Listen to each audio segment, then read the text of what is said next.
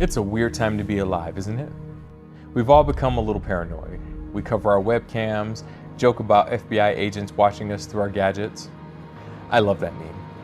Now, don't get me started on the eye in the sky, the surveillance state, data mining, and the social media credit score that feels like they're just around the corner. But here's the irony. While we're busy taping over our cameras, we're also busy setting up tripods to film our lives for the world to see.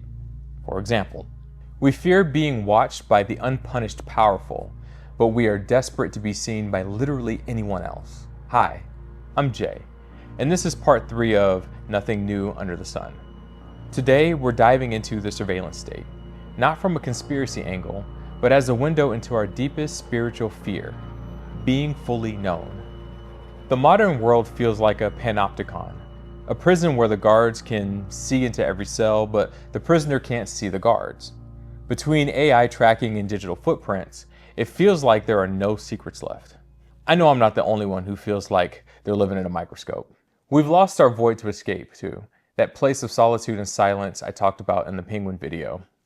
Or here, I'm not sure which side. The silence of the snow has been replaced by the static of the screen. But again, this isn't new. They may not have satellites in the ancient world, but they were keenly aware of the divine eye of God. Consider for a moment the Tower of Babel. It was the original smart city. They wanted to build a system that reached the heavens, a way to make a name for themselves and stay connected so that they wouldn't be scattered. They wanted a centralized power that they can control. They thought they were building something that would make them like gods, untouchable and all-seeing. But God came down to see. He didn't need a drone or a data center. He simply saw them for what they were. A hive of prideful humans destined to fall. It seems we've always been caught between wanting to be hidden and wanting to be noticed. We want everyone out there to be held accountable for their wrongs, but we want our own files to stay encrypted. We frame surveillance as a political issue, but it's actually a theological one. In Psalm 139, King David, the guy who tried to hide his own sin from surveillance, aka God, wrote something that sounds like a nightmare to a modern privacy advocate. He said, "Where can I go from your spirit? Where can I flee from your presence?" He talks about God knowing his thoughts before he even thinks them and his words before he speaks them. To a world that fears the surveillance state, this sounds like a massive loss of privacy. But for David, it was the ultimate source of peace. Why? Because while the modern day eye in the sky looks to track and condemn, the eye of the shepherd watches you to sustain you. To the government, you're a data point, but to God, you bear his image. So here's the thing. We're terrified of being watched because we know what's in our files. We know that if a perfectly holy judge saw every hidden thing, we'd be in the same boat as the people we're currently raging against on the internet.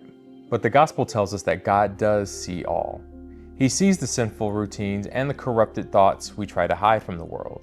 And despite seeing the ugly truth, he didn't come down to cancel us or to put us on a list of the condemned, but to bring us back to him through Jesus.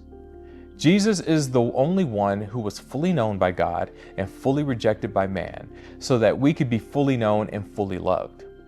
He took the surveillance of God's justice so that we could have the presence of God's grace. So the next time you feel that urge to tape over your webcam, please do. And also, let it remind you that you don't have to hide from the only eye that actually matters. Don't just protect your peace by going invisible. Find your peace in being seen by the one who has already settled your debt.